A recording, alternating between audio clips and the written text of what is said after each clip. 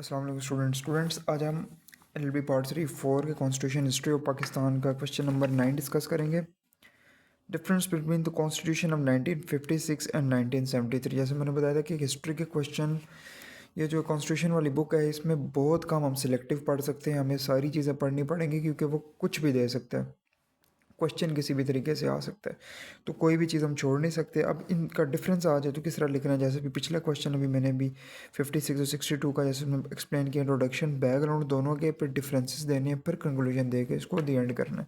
अब इसके इंट्रोडक्शन में क्या लिखेंगे, अब सबसे पहले अगर 20 नंबर का क्वेश्चन इस तरह आ जाए तो उसके इंट्रोडक्शन में सबसे पहले हमने थोड़ा सा 56 का बताना है। जैसे फर्स्ट कॉन्स्टिट्यूशन और अडॉप्ट हुआ था, replaced government of India act और it establish the Islamic republic with the parliamentary system, ठीक है।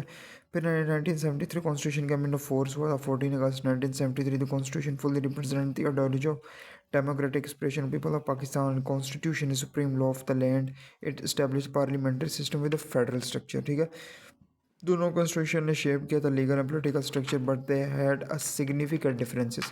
अब उसी तरह बैकग्राउंड, जैसे पिछले क्वेश्चन का बैकग्राउंड है वही सेम इधर ही रिपीट होगा कि 56 का बैकग्राउंड तो सेम रहेगा ना, चेंज तो नहीं होगा कि 47 में पाकिस्तान वजूद में आया, 35 में गवर्नमेंट इंडिया एक्ट चल रहा था, अपना कॉन्स्टिट्यूशन को नहीं था, ऑब्जेक्टिव रेजोल्यूशन आया, फिर सेवरल कॉन्स्टिट्यूशन ड्राफ्ट 156 का कॉन्स्टिट्यूशन अडॉप्ट किया गया।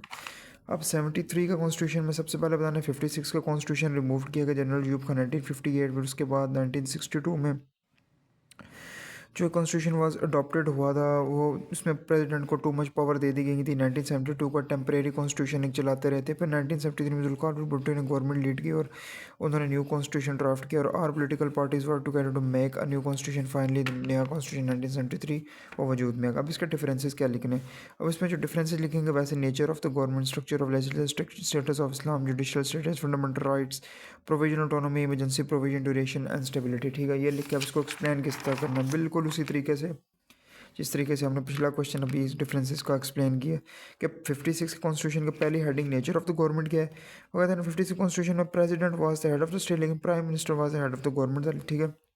लेकिन 1970 में प्रेसिडेंट जैसे हेड ऑफ द स्टेट है with limited executive authority, president की पावर्स लिमिटेड कर दी गई थी, प्राइम मिनिस्टर का जो है उसके रियल एग्जेक्टिव पावर्स की पावर ज़्यादा कर दी गई। तो इस तरीके से सारा लिख के फिर इसी तरीके से लिखना है कि कंक्लूजन देना है कि 56 की कॉन्स्टिट्यूशन फर्स्ट कॉन्स्टिट्यूशन था और इसमें पार्लियामेंट्री सिस्टम और 1973 कॉन्स्टिट्यूशन में मोर स्टेबल फ्रेमवर्क था और ये कॉन्स्टिट्यूशन जो है जी पाकिस्तान का परमानेंट कॉन्स्टिट्यूशन अभी चल रहा है, ठीक है। तो इस तरीके से ये 20 नंबर का क्वेश्चन हल करना है। Okay, good luck students.